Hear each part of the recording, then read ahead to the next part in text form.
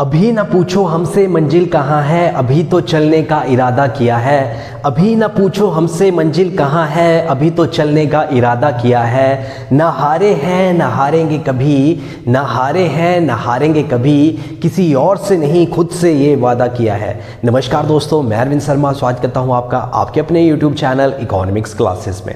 My dear friends, जैसा कि आपको पता है कि ब्रह्मास्त्र सीरीज स्टार्ट कर दी है। सबसे पहले स्टार्टिंग करी है दो प्यारे से चैप्टर जो कि मैक्रो इकोनॉमिक्स के हैं, मनी एंड बैंकिंग, उसके बाद गवर्नमेंट बजट, और उसके बाद हमने बैलेंस ऑफ पेमेंट और फॉरेन एक्सचेंज चैप्टर करा है। तो ये तीन चैप्टर आपके 18 मार्क्स के लिए आपके फर्स्ट टर्म में पूछे जाएंगे।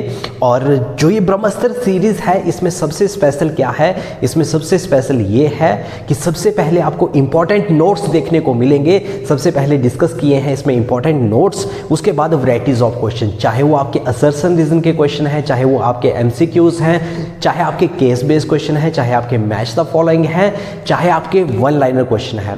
तो 100% ये जो आपके लिए ब्रह्मास्त्र सीरीज में लेके आया हूँ, डेफिनेटली ये आपके लिए बहुत हेल्पफुल होने वाली है। उसके बाद हमने जो इंडियन इकोनॉमिक डेवलपमेंट है, उसमें हमने अभी तक एक चैप्टर करा है Indian economy on the eve of independence. तो आज की वीडियो में हम डिस्कस करेंगे इंडियन इकोनॉमी 1947 टू 1990। तो आज की वीडियो स्पेशल क्यों है? क्योंकि एक ही वीडियो में कम से कम आपके 3 चैप्टर कवर हो जाएंगे। कौन कौन से? आपका जो चैप्टर नंबर 2 है, जो गोल्स से रिलेटेड है, features and goals of 5 year plan, उसके बाद एग्रीकल्चर का जो चैप्टर है वो भी, उसके बाद इंडस्ट्रियलाइजेशन का जो चैप्टर है वो भी। तो ये 3 चैप्टर्स आपको कवर हो जाएंगे, जहां पे आपको सबसे पहले इंपॉर्टेंट नोट्स देखने को मिलेंगे। इंपॉर्टेंट नोट्स के बाद आपको वैरायटीज ऑफ क्वेश्चंस देखने को मिलेंगे। तो वीडियो के लास्ट तक बने रहे। स्टार्ट करते हैं इंडियन इकोनॉमी 1947 टू 1990। एक और बात कि जो आपका 1947 से 1990 के बीच हमारे इंडिया की इकोनॉमी है, इसमें हमारे सारे चैप्टर्स कवर हो जाते हैं। कौन कौन से? जो कि LPG से पिछले वाले चैप्टर्स हैं, क्योंकि LPG आई थी हमारी 1991 में। तो हमारा जो ये पार्ट है इंडियन इकोनॉमी 1947 टू 1990, यहाँ पे हमारे 3 से 4 चैप्टर कंप्लीट होते हैं। तो वीडियो के लास्ट तक बन रहे हैं, और अगर वीडियो अच्छी लगी तो वीडियो को लाइक, शेयर और कमेंट जरूर करें। तो आइए स्टार्ट करते हैं आज के वीडियो। ये जल्दी से स्टार्ट करते हैं इंडियन इकोनॉमिक डेवलपमेंट 1950 टू 1990। इसमें हमारे चैप्टर नंबर जो 2nd, 3rd, 4th, मतलब जितने भी चैप्टर हमारे LPG से पिछले वाले हैं वो सारे के सारे कवर हो जाएंगे। तो एक क्विक रिवीजन करेंगे, जितने भी इसके इंपॉर्टेंट पॉइंट्स हैं। डिटेल में नहीं जाएंगे, इतना टाइम नहीं है, क्योंकि इसके क्वेश्चन भी डिस्कस करेंगे जो कि आपके एग्जामिनेशन के पॉइंट ऑफ व्यू से बहुत इंपॉर्टेंट होने वाले हैं। तो आइए जल्दी से स्टार्ट करते हैं कुछ इंपॉर्टेंट पॉइंट्स।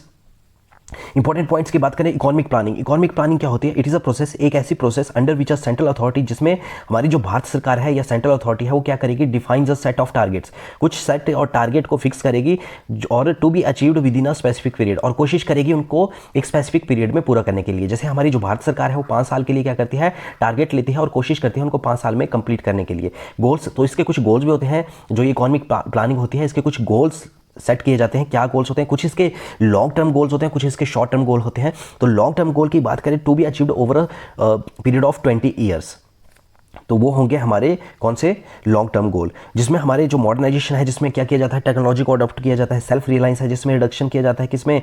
इंपोर्ट्स में। इकोनॉमिक ग्रोथ है ना, जिसमें इंक्रीज किया जाता है हमारा जो आउटपुट, जो एग्रीगेट है उसको। इक्विटी, जिसमें क्या किया जाता है? कोशिश करी जाती है कि बैलेंस रखा जाए रिच और पुअर को, जो उनकी इनकम है। फुल एम्प्लॉयमेंट, फुल एम्प्लॉयमेंट का मतलब 100% एम्प्लॉयमेंट नहीं होता, कहीं ना कहीं 5 to 6% अनएम्प्लॉयमेंट रहती ही रहती है। ये वो लोग होते हैं जो कि काम तो है पर करना नहीं चाहते। तो ये सारे के सारे क्या हैं? लॉन्ग टर्म गोल्स हैं। अब ये इंपॉर्टेंट है, आपको याद रखना, क्योंकि क्वेश्चन आपसे पूछा जा सकता है which of the following is not related to long term goals. 3 point यहाँ से उठाए जाएंगे, कोई एक पॉइंट आपको और दिया जाएगा और आपको बोला जाएगा कि कौन सा इसमें लॉन्ग टर्म गोल नहीं है। तो ये सारे के सारे पॉइंट आपको याद रखने हैं अगर आप स्कोर करना चाहते हो 40 आउट ऑफ 40। डेफिनेटली आएंगे, आप थोड़ा सा ट्रस्ट मेरे पे करो, डेफिनेटली आएंगे। पर आपको जो जैसी चीज़ें मैं बताते जा रहा हूँ वो आपको सारी करनी पड़ेंगी। उसके बाद आपका आता है short term goals. Short term की गोल्स की बात करें तो to be achieved over period of 5 year, है ना। इसमें क्या किया जाता है? 5 ईयर के लिए जो अचीव किए जाते हैं शॉर्ट टर्म गोल बोला जाता है। और इसमें क्या है आपने याद रखना है, ये इंपॉर्टेंट क्वेश्चन है, ये आपका 100% श्योर क्वेश्चन आएगा कि when was first 5 year plan was launched. So it was launched in 1951। First 5 year plan का टाइम पीरियड आपको याद होना चाहिए 1951 टू 56। इसमें फोकस किया गया था किस चीज़ पे? एग्रीकल्चर पे। जो सेकंड था वो था 1956 से 61, इस पे फोकस किया गया था इंडस्ट्रियलाइजेशन पे, है ना, इंडस्ट्री पे फोकस कर गया था। और जो हमारा लास्ट 5 ईयर प्लान था वो भी आपको याद होना चाहिए। लास्ट 5 ईयर कौन सा था? 12th 5 ईयर प्लान जो था 2012 से 2017 के बीच, 2012 से 17 के बीच। In between this 5 year plan February 2015 it was converted into Niti Aayog, है ना, national institute for transformation India. इसकी भी आपको डेफिनेशन फुल फॉर्म याद होनी चाहिए। और जो 12th 5 ईयर प्लान था उसमें फोकस किया था किस चीज़ पे? इंक्लूसिव डेवलपमेंट पे। ये भी आपने याद रखना है। और उसके बाद ये भी 100% चांसेस है आपको क्वेश्चन आएगा ही आएगा, when was planning commission establish? So it was establish in 1950। 5 year plan, और इसमें कंफ्यूज में मत रहना, जो प्लानिंग कमीशन है वो पहले 1 साल पहले सेटअप हुआ था 1950 में, और जो फर्स्ट 5 ईयर प्लान था वो हमारा लॉन्च हुआ था 1951 में। इकोनॉमी क्या होती है? इकोनॉमी में हमारे generally there are 3 types of economy. सबसे पहले आती है हमारी कैपिटलिज्म, सोशलिस्ट और मिक्स्ड इकोनॉमी। तो जल्दी से एक ट्रिक की हेल्प से आज मैं आपको याद करवाऊंगा कि कैपिटलिस्ट इकोनॉमी क्या होती है। जब भी इकोनॉमिक्स में कैपिटल वर्ड आए, कैपिटल के 2 मतलब होते हैं, या तो मशीनरी होगी या फिर पैसा होगा। यहाँ पे कैपिटल का आपने मतलब याद रखना कि पैसा। कौन सी इकोनॉमी? पैसे वाली इकोनॉमी। मतलब पैसा आज की डेट में किसके पास जाता है? प्राइवेट सेक्टर के पास जाता है। तो कैपिटलिस्ट इकोनॉमी कौन सी हुई? In which the main decision are taken by the private sector, मतलब market forces play important role, है ना, और no involvement of the government sector. Socialist economy, है ना, everything is clear from the word socialist. Social welfare कौन करता है? हमारी गवर्नमेंट करती है ना, गवर्नमेंट करती है। तो सोशलिस्ट इकोनॉमी कौन सी हुई? In which the main decision are taken by the government sector and no involvement of the private sector. Mixed economy, जिसमें क्या है? Socialist plus capitalist. इसमें main decision are taken by the government, जैसे हमारी भारत सरकार है तो कोविड के मेन डिसीजन लेती है ना, और market decision are taken by the private sector. तो वो होती है हमारी मिक्स्ड इकोनॉमी। हमारे इंडिया की कौन सी इकोनॉमी है? Mixed economy. Goals of 5 year plan, जो 5 ईयर प्लान है उनके क्या क्या गोल्स होते हैं, तो ये भी आपने ध्यान रखना है, इंपॉर्टेंट टॉपिक है। तो इसमें अगर गोल्स की बात करें तो कुछ हमारे गोल्स जो हैं जैसे मॉडर्नाइजेशन, है ना, ये रिपीट हो जाते हैं। तो सबसे पहले जीडीपी का होता है कि जीडीपी की में कॉन्टिन्यूसली इंक्रीज हो। जीडीपी का आपको पता होना चाहिए, जीडीपी क्या होती है? It is the total money value of all fine goods and services produce in a boundary line of a country. मतलब हमारी जो पॉलिटिकल एरिया है, जैसे ये हमारा इंडिया है ना, ये हमारा इंडिया है, तो जो हमारे पॉलिटिकल एरिया है, पॉलिटिकल एरिया के अंदर कितनी गुड्स एंड सर्विसेज की प्रोडक्शन हुई, जितनी ज़्यादा कंट्री क्या करेगी, ज़्यादा से ज़्यादा सामान बनाएगी, उस कंट्री में क्या होगा? ज़्यादा इंप्लॉयमेंट लोगों को मिलेगा। अब ज़्यादा इंप्लॉयमेंट लोगों को मिलेगा, लोगों के पास पैसा आएगा तो गवर्नमेंट को क्या जाएगा? टैक्स जाएगा, तो गवर्नमेंट के पास क्या है? अच्छा पैसा हो जाएगा। तो इसलिए कंटिन्यूसली इंक्रीज होना चाहिए जीडीपी में। ये गोल 5 ईयर प्लान का क्या है? इंपॉर्टेंट पॉइंट है। बात करें मॉडर्नाइजेशन की, मॉडर्नाइजेशन में क्या था? मॉडर्नाइजेशन में हमने पहले भी डिस्कस करा है, जिसमें अडॉप्शन ऑफ न्यू टेक्नोलॉजी किया जाता है। सेल्फ रिलायंस क्या है? जिसमें रिडक्शन इन इंपोर्ट किया जाता है। और इक्विटी में मैंने आपको पहले भी बताया, इक्विटी में क्या होता है? जो हमारा अनइक्वल डिस्ट्रीब्यूशन ऑफ इनकम है उसको कोशिश करी जाती है सही करने की। अब उसके बाद आता है हमारा जो एग्रीकल्चर का चैप्टर है, importance of agriculture in the Indian economy. ये इंपॉर्टेंट चैप्टर है।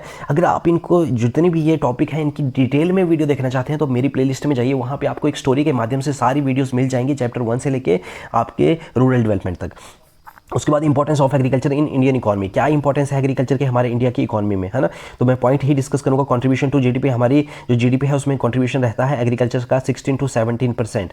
Yes, near about 70% people are engaged in agriculture. Supply of wage good रहता है, इंप्लॉयमेंट रहता है, इंडस्ट्रियल रॉ मटेरियल जैसे हमारे कपास है, रुई से हम क्या करेंगे? कॉटन का यूज़ करेंगे, cotton for making clothes and blanket. Contribution रहता है हमारे इंटरनेशनल ट्रेड में, जैसे असम की चाय है पूरे वर्ल्ड वाइड फेमस है ना। कंट्रीब्यूशन टू डोमेस्टिक ट्रेड, हमारे डोमेस्टिक ट्रेड में कंट्रीब्यूशन रहता है। Wealth of the nation.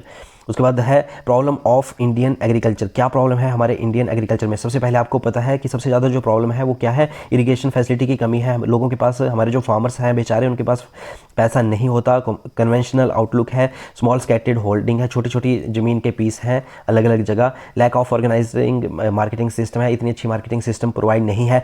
Reforms क्या क्या हुए एग्रीकल्चर में, ये इंपॉर्टेंट है। टेक्निकल रिफॉर्म्स हुए थे, जर्नल रिफॉर्म्स हुए थे। यूज़ ऑफ जो टेक्निकल रिफॉर्म्स थे ना, टेक्निकल, इसमें यूज़ ऑफ HYV सीड्स था, हाइल्ड वैरायटी का यूज़ किया गया था, केमिकल फर्टिलाइज़र का यूज़ किया गया था, और आपका साइंटिफिक फार्म मैनेजमेंट प्रैक्टिसेस थी, और मैकेनिज्ड मीन्स ऑफ कल्टीवेशन था। लैंड रिफॉर्म की बात करें तो regulation of rent, consolidation of holding, selling on land holding, cooperative farming, ये सारे इंपॉर्टेंट पॉइंट आपने डिटेल में आप इनको पढ़ो। इतना ज़्यादा टाइम नहीं है कि मैं हर एक पॉइंट आपको डिस्कस करूँ, क्योंकि क्वेश्चंस भी सॉल्व करवाने हैं, क्वेश्चन भी डिस्कस करने हैं। जनरल रिफॉर्म्स की बात करें तो एक्सपेंशन हुआ था हमारी इरिगेशन फैसिलिटी में, प्रोविजन ऑफ क्रेडिट था, रेगुलेशन ऑफ मार्केट था, प्राइस पॉलिसी था। आपसे क्वेश्चन किस तरीके से पूछा जा सकता है कि price spread policy is related to which of the reforms, तो आपको पता होना चाहिए कि it was related to general reforms. उसके बाद हमारा इंपॉर्टेंट कॉन्सेप्ट ग्रीन रेवोल्यूशन, है ना। तो इंडिया में ग्रीन रेवोल्यूशन 1960s के आसपास आया था। तो इसमें जो मेन रोल प्ले करा था वो करा था MS स्वामीनाथन ने, जिन्हें फादर ऑफ ग्रीन रेवोल्यूशन भी बोला जाता है। तो इसमें क्या किया गया था, HYV सीड्स का यूज़ किया गया था, हाई यील्ड वैरायटी का यूज़ किया गया था, वीट एंड राइस की प्रोडक्शन पे, यस आपने याद रखना, वीट एंड राइस की प्रोडक्शन पे यूज़ किया गया, पे फोकस किया गया था, और इंसेक्टिसाइड पेस्टिसाइड का यूज़ किया गया था, किसको, प्रोडक्शन को इंक्रीज़ करने के लिए। मार्केटेबल सरप्लस था, है ना, जिससे क्या होता, हमारी सरप्लस इंक्रीज़ हुआ था हमारी फूड ग्रेन्स में। इसके कुछ मेरिट्स थे और कुछ डिमेरिट्स थे। तो मेरिट्स काफ़ी ज़्यादा थे, डिमेरिट्स भी थे इसके। डिमेरिट्स में जैसे नेगेटिव इम्पैक्ट क्या थे, सबसे पहले अगर पॉजिटिव की बात करें तो क्या था, हमारा फूड ग्रेन इंक्रीज़ हुआ था, हमारी वीट एंड राइस की प्रोडक्शन हमारे इंडिया में इंक्रीज़ हुई थी, है ना। और अगर नेगेटिव इम्पैक्ट की बात करें तो हमारे जो इन्होंने केमिकल फर्टिलाइज़र यूज़ करे, जिससे हमारी जो एग्रीकल्चर है उस पर फ़र्क पड़ा।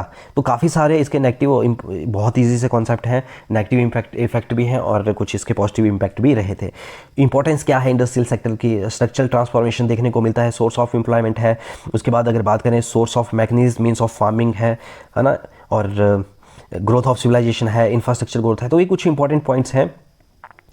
और उसके बाद features of industrial policy resolution, ये इंपॉर्टेंट है, 1956 IPR, है ना, इंडस्ट्रियल पॉलिसी रेजोल्यूशन 1956। बच्चों को बहुत सारे डाउट्स रहते हैं इसमें, तो ये भी मैंने काफ़ी डिटेल में डिस्कस करा है। आप प्ले लिस्ट में जाइए इंडियन इकोनॉमिक डेवलपमेंट की, वहाँ पे आपको देखने को मिल जाएगा, है ना। तो इसमें शेड्यूल थे, A17 शेड्यूल था, है ना, B शेड्यूल था, 12, है ना, C शेड्यूल था, फिर लाइसेंसिंग पॉलिसी थी, है ना। तो ये कुछ इसमें फीचर्स थे इंडस्ट्रियल पॉलिसी के, जो काफ़ी ज़्यादा बेनिफिशियल रहे हमारी इकॉनमी के लिए।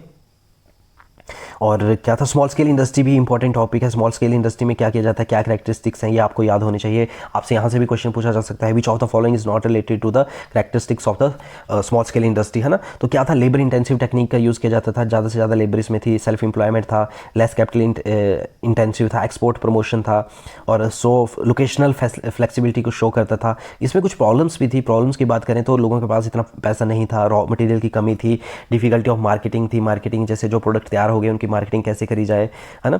तो ये कुछ इसके कंपटीशन भी था, जो हमारी लार्ज स्केल इंडस्ट्री थी। उसके बाद हमारे पास आता है फॉरेन ट्रेड। तो फॉरेन ट्रेड आपको पता है कि हमारे ब्रिटिशर ने कैसे, हमारी बैकबोन थी, हम वर्ल्ड वाइड के लिए फेमस थे अपने हैंडीक्राफ्ट के लिए, तो उन्होंने वो तोड़ा, है ना। वो क्या करते थे, रॉ मटेरियल को यहाँ से हमारे इंडिया से ले जाते थे अपनी कंट्री में, ब्रिटेन में, और वहाँ से फिनिश्ड गुड्स भेजते थे हमारे इंडिया के अंदर। तो एक सरप्लस जो ट्रेड रहता है वो कब रहता है, जब एक्सपोर्ट हमारा ज़्यादा होता है इंपोर्ट से। तो काफ़ी ज़्यादा इसके इंपॉर्टेंट पॉइंट्स हैं, ये आपने देख लेने हैं जल्दी से। ट्रेड पॉलिसी थी, है ना, ट्रेड पॉलिसी में ये इंपॉर्टेंट है, इनवर्ड लुकिंग ट्रेड पॉलिसी। यहाँ से भी 100% चांसेस है आपके क्वेश्चन पूछा जाएगा। तो इसमें क्या था, the trade was commonly called, trade को कॉमनली क्या बोला जाता है, इनवर्ड लुकिंग ट्रेड पॉलिसी था। उसके बाद इंपोर्ट सब्स्टिट्यूशन भी आएगा यहाँ पे, है ना, इंपोर्ट सब्स्टिट्यूशन भी था। ये इंपॉर्टेंट सब्स्टिट्यूशन इंपॉर्टेंट है, इंपोर्ट सब्स्टिट्यूशन। इसमें जनरली क्या होता है, substituting imports with domestic production, अपनी जो घरेलू प्रोडक्शन है उससे हम इंपोर्ट सब्स्टिट्यूट कर देते हैं प्रोडक्शन को, है ना। तो वो क्या होता है, इंपोर्ट सब्स्टिट्यूशन होता है। फिर क्या किया गया था, फिर हमें जो टैरिफ एंड कोटास था, है ना, टैरिफ एंड कोटास था, उसका यूज़ किया गया कि हमारी उससे क्या पता हमारी जो हमारी डोमेस्टिक फर्म्स हैं उनको बचाया जा सके, डोमेस्टिक प्रोडक्शन को बचाया जा सके, है ना। और इनवर्ड लुकिंग ट्रेड स्ट्रैटजी थी। ये सारे के सारे पॉइंट बहुत इंपॉर्टेंट हैं।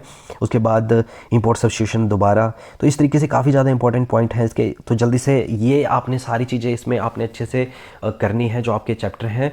और इन चैप्टर्स के अगर डिटेल में अगर आप स्टडी चाहते हैं तो मेरी प्लेलिस्ट में जाइए, वहाँ पे आपको बिल्कुल स्टोरी से बिल्कुल ईजी वे में सारे के सारे आपको बिल्कुल ईजी वे में सारी चीज़ें सारी क्लियर हो जाएंगी।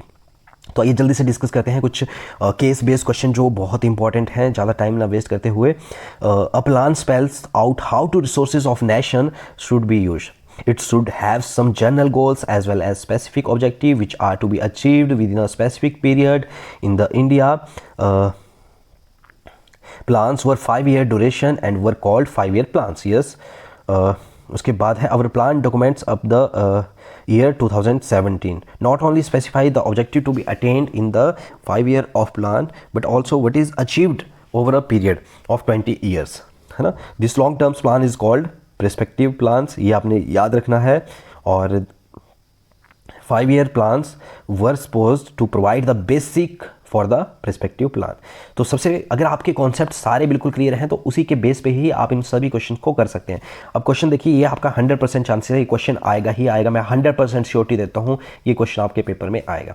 When did India give the first 5-year plan, है ना. तो फर्स्ट 5-year प्लान दिया था 1951 में. बच्चे कंफ्यूज होते हैं 1950 और 1951 में. तो जो हमारा प्लानिंग कमीशन था वो एस्टेब्लिश हुआ था 1950 में। अगर ये प्लानिंग कमीशन देखा जाए तो इट वाज एस्टेब्लिश इन 1950, पर अगर बात करें 5 ईयर प्लान की तो वो स्टार्ट हुआ था 1951 से 56 में। और जो फर्स्ट 5 ईयर प्लान था उस पर फोकस किया गया था एग्रीकल्चर पे, सेकंड में किया गया था इंडस्ट्रियलाइजेशन में, है ना। उसके बाद planning commission was erstwhile central planning authority in the government has been replaced by, NITI Aayog से रिप्लेस करी गई थी, है ना, national institute for transformation India. उसके बाद government decided what goods are to be produce in accordance with the need of society under which type of economic system. तो generally socialist economy है। सोशलिस्ट इकोनॉमी में क्या होता है कि government का मेन रोल रहता है और no involvement of private sector. तो इसमें क्या होगा, सोशलिस्ट इकोनॉमी। कैपिटलिस्ट इकोनॉमी मैंने आपको बताया जिसमें कैपिटल मतलब पैसा, पैसा मतलब प्राइवेट सेक्टर, जिसमें प्राइवेट सेक्टर का रोल ज़्यादा रहता है। और मिक्स्ड इकोनॉमी को capitalist plus socialist economy. When was Indian planning commission constituted, है ना। सो अगर आपको पता है 1950, तो इसका जो सही आंसर होगा वो क्या होगा, 15 मार्च 1950। यस, सही है। उसके बाद हमारा ऐसे ही ग्रीन रेवोल्यूशन से आपको आ सकता है केस बेस्ड क्वेश्चन। तो इसमें क्या है कि green revolution started in 1960 when the first introduction of HYV, है ना, हाइल्ड वैराइटीज़। हाइल्ड वैराइटीज़ का यूज़ किया गया था किस चीज़ में, वीट एंड राइस की प्रोडक्शन को इंक्रीज़ करने के लिए। और बहुत सारे जो इरीगेशन फैसिलिटीज़ थी, इरीगेशन फैसिलिटी का भी यूज़ किया गया। और इरीगेशन फैसिलिटी के साथ साथ क्या किया गया, इंसेक्टिसाइड, पेस्टिसाइड का यूज़ किया गया। और MS स्वामीनाथन जो थे वो इसके फादर थे जो ग्रीन रेवोल्यूशन हुआ था, है ना। तो ये सारा आप डिटेल में पढ़ सकते हो कि क्या क्या इसमें दिया गया है। और उसके बाद कुछ क्वेश्चंस देखते हैं। Green revolution is related with, किससे रिलेटेड था ये, है ना। तो इसमें सारी चीज़ें थी, हमारी मॉडर्न टेक्नोलॉजी भी थी, है ना, मॉडर्न टेक्नोलॉजी भी थी, फिर क्या था, इरिगेशन फैसिलिटी भी थी, और HYV सीड्स भी थी, जिसके कारण क्या होता, जो हमारी वीट एंड राइस की प्रोडक्शन थी वो इंक्रीज़ हुई थी। British encourage India farmers to grow food crops, है ना। तो ये बिल्कुल फॉल्स स्टेटमेंट है ना। और what was the need of green revolution to make India. तो इसका जो मेन रीज़न था वो क्या था, मेन रीज़न जो इसका था वो था सेल्फ सफिशिएंसी, है ना। सेल्फ सफिशिएंसी चाहने के लिए हमारे पास कमी थी किस चीज़ की, प्रोडक्शन की, वीट एंड राइस की प्रोडक्शन की कमी थी, तो सेल्फ सफिशिएंट हो गया था। इसके बाद अगर देखें नेक्स्ट जो हमारा है असर्शन रीजन के क्वेश्चन है। तो असर्शन रीजन में सबसे पहले आपके असर्शन, ये आपको पॉइंट क्लियर होने चाहिए कि असर्शन का क्या मतलब होता है, रीजन का क्या मतलब होता है, कैसे इनके पॉइंट्स रहते हैं, कैसे इनको सॉल्व किया जाता है। अगर आप चाहते हैं कि मैं इनके इसके ऊपर भी डिटेल में एक असर्शन रीजन के ऊपर वीडियो बनाऊं तो कमेंट बॉक्स में जरूर बताइए। मैं इसके ऊपर आपको कुछ ट्रिक्स और टिप्स बताऊंगा जिसकी हेल्प से आप एक अच्छा असर्शन रीजन बहुत ईजी वे में कर सकते हैं। और क्वेश्चन देखें, growth and social justice is the central objective of India's plan. Reason क्या दिया है, India adopted for planning to utilise available resources efficiency and to establish social justice, है ना। तो ये दोनों पॉइंट बिल्कुल सही है, एक ही टॉपिक से रिलेटेड हैं। तो both A and R R true and R is the correct explanation of A. बात करें सेकंड क्वेश्चन की, तो सेकंड क्वेश्चन है हमारा subsidies were needed to encourage farmers. Reason है any new technology is looked upon as being risky by farmers. तो इसमें भी हमारा क्या है, ये दोनों ही एक ही टॉपिक से रिलेटेड हैं। तो इसमें क्या है, both A and R true and R is the correct explanation of A. Option जो ए है वो बिल्कुल सही है। क्वेश्चन नंबर 3 की बात करें, क्वेश्चन नंबर 3 है हमारे पास, India provides employment which is more stable than the employment in agriculture, it promotes modernisation and overall prosperity. Reason की बात करें, economist have found that poor nations can progress only if they have a good industrial sector, है ना। तो इसका जो option number A है वो बिल्कुल सही है ना। दोनों जो असर्शन रीजन है वो सही है और आर की सही एक्सप्लेनेशन है ए की, R is the correct explanation of A. Question number 4 है, ये बहुत इंपॉर्टेंट है, यहां से क्वेश्चन आपको आएगा ही आएगा। जो क्वेश्चन नंबर 4 है, the year 1921 is described as the year of great divide. जो ग्रेट डिवाइड का ईयर था, क्वेश्चन पूछा जाता है 1921 में था, है ना। रीजन क्या है, it was from this year population started in increasing continuously. ये इसका बिल्कुल सही रीजन है, आपको रीजन पता होना चाहिए कि 1921 को ग्रेट ईयर ऑफ डिवाइड क्यों बोला जाता था, क्योंकि इसके बाद क्या है, जो हमारी जो पॉपुलेशन थी वो पॉजिटिवली इंक्रीज हुई थी, इंक्रीज कॉन्टिन्यूसली, है ना। तो इसमें भी both A and R R true and R is the correct explanation of A. उसके बाद हमारा जो क्वेश्चन है, economic planning rules out the free play of market forces and उसके बाद है, it does not rule out free play of market forces rather it is dependent on model of economic planning, है ना। तो इसकी जो assertion है वो फॉल्स है और रीजन क्या है, इसका ट्रू है। बात करें नेक्स्ट क्वेश्चन की, टैरिफ कोटा से रिलेटेड है, यहां से भी आपको क्वेश्चन आ सकता है। तो इसमें क्या है, tariff and quotas in economic policy post independence were used to assist domestic industries. उसके बाद दिया है हमारे पास रीज़न क्या दिया है, our planners wanted to use foreign exchange for importing luxury good, है ना। तो इसका जो सही है वो असर्सन सही है, ठीक है। ये वाला पॉइंट जो है, tariff and quotas in the economic policy post independent were use to assist to domestic industries, ये बिल्कुल सही है ना। और जो हमारा रीज़न है वो क्या है, वो गलत है। क्वेश्चन नंबर नेक्स्ट है, public sector was given leading role in industrialisation during the period of planning. Reason क्या दिया है, private sector was not having enough capital and also market was not so big to encourage industries to undertake big project even if they had capital to do so, है ना। तो इसका जो सही answer है वो हमारा दोनों असर्सन एंड रीजन सही है, and R is the correct explanation of A. तो इस तरीके से आपके कुछ क्वेश्चंस दिए हैं, आप देख सकते हैं। एक good indicator of economic growth study increase in GDP, yes ये सही है, बिल्कुल सही पॉइंट है। और अगर बात करी जाए सेकंड की, GDP is the market value of all goods and services produce in a country during a year. तो ये जो हमारी स्टेटमेंट है, GDP is the market value of all goods and, GDP क्या होता है, जीडीपी हमारा होता है it is the total money value of goods and services produce in a border line of a country. तो इस तरीके के कुछ क्वेश्चन आपको देखने को मिल जाएंगे। आईपीआर से भी आपका क्वेश्चन 1956 से देखने को मिल जाएगा आपको, तो आप देख सकते हैं। जीडीपी इंडिकेट क्या करती है, इससे रिलेटेड भी आपके क्वेश्चंस कुछ आपको दिए हैं, यहाँ पे आप देख सकते हैं, यहाँ से स्क्रीनशॉट ले सकते हैं आप। और कुछ क्वेश्चंस आपको इस तरीके से ग्रोथ एंड सोशल जस्टिस से देखने को मिल जाएंगे। तो इस तरीके से असर्सन रीजन के काफ़ी ज़्यादा क्वेश्चन आपको जो ये वाली पीडीएफ मैं प्रोवाइड करवाऊँगा इसमें आपको देखने को मिल जाएंगे। तो इसके बाद हम जल्दी से एक इसमें आपको स्यूज़ कनाल से भी रिलेटेड है, वो भी बहुत इंपॉर्टेंट है, 1869 में आया था, है ना, 1869 में आया था। और वो डायरेक्ट रूट था ब्रिटेन और इंडिया के बीच में, जहाँ से क्या किया जाता था, ट्रांसपोर्टेशन किया जाता था। इसके बाद नीति आयोग से भी है important question. NITI Aayog is policy think tank of government of India that aims to involve the states in economic policy make in India, है ना। तो ये सही है। Planning commission was replaced on January 2050 due to traditional top down approach, yes दोनों बिल्कुल सही हैं। तो इसमें ए पॉइंट हमारा बिल्कुल सही होगा। तो इस तरीके से कुछ इंपॉर्टेंट क्वेश्चंस हैं जो आपको देखने को मिल जाएंगे। तो आइए जल्दी से डिस्कस करते हैं कुछ एमसीक्यूज क्वेश्चन भी। अगर आपके एमसीक्यूज के कॉन्सेप्ट बिल्कुल क्लियर हैं तो आप असर्सन रीजन के क्वेश्चन बिल्कुल अच्छे से कर सकते हैं। तो आइए स्टार्ट करते हैं फर्स्ट क्वेश्चन से। In which year was planning commission abolished, है ना। तो फरवरी 2015 में क्या हुआ था, फरवरी 2015 में हमारा नीति आयोग आ गया था, ठीक है, national institute for transformation India. उसके बाद क्वेश्चन नंबर सेकंड है हमारे पास, a economy in which there is private as well as public ownership. Public भी है प्राइवेट भी है, तो जाहिर सी बात है वो क्या है, वो एक मिक्स्ड इकोनॉमी है। जैसे हमारे इंडिया की इकोनॉमी है, हमारे इंडिया की कौन सी इकोनॉमी है, हमारे इंडिया की मिक्स्ड इकोनॉमी है। क्वेश्चन नंबर थर्ड है, इंपॉर्टेंट क्वेश्चन है, who was the chairperson of India's 5 year plan, है ना। तो जो चेयरपर्सन कौन था, जवाहरलाल नेहरू थे। और इसमें क्या होता था, जो भी प्राइम मिनिस्टर होता था वही चेयरपर्सन होता था, जितने भी 5 ईयर प्लान रहे हैं, है ना। उसके बाद क्वेश्चन नंबर नेक्स्ट हमारा क्वेश्चन नंबर फोर्थ है। सारे के सारे बहुत इंपॉर्टेंट क्वेश्चन है, यहाँ से ही आपके क्वेश्चन आपको देखने को मिलेंगे आपके पेपर में। क्वेश्चन नंबर फोर्थ है, which of the following is primary objective of economic planning in India. तो इसका जो प्राइमरी ऑब्जेक्टिव था वो क्या था, ग्रोथ विद सोशल जस्टिस। क्या था, growth with social justice. Question number fifth है, the need of planning emerge from which of the following weakness of the free market system, है ना।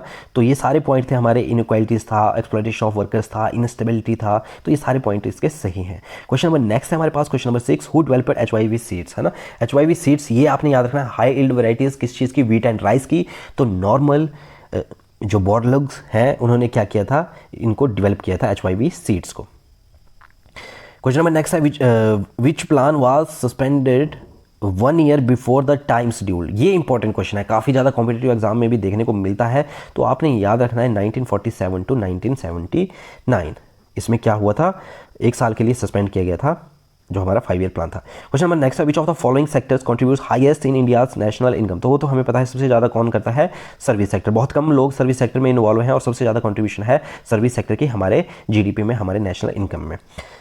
और national income in India is estimated by, ये आपको +1 में भी क्वेश्चन था, तो ये किया जाता है CSO, सेंट्रल स्टैटिस्टिकल ऑर्गेनाइजेशन। कौन करता है, सेंट्रल स्टैटिस्टिकल ऑर्गेनाइजेशन।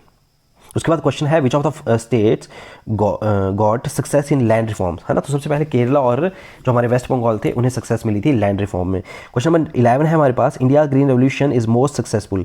तो ये सिर्फ व्हीट एंड राइस के प्रोडक्शन में ही सक्सेसफुल रहा था। उसके बाद नेक्स्ट है, what do you mean by quota. तो आपको पता होना चाहिए कोटा क्या होता है, quota specify the quantity of goods which can be imported, है ना। The effect of quota is that it protect the domestic firms from foreign competition. Question number next है हमारे पास, question number 13.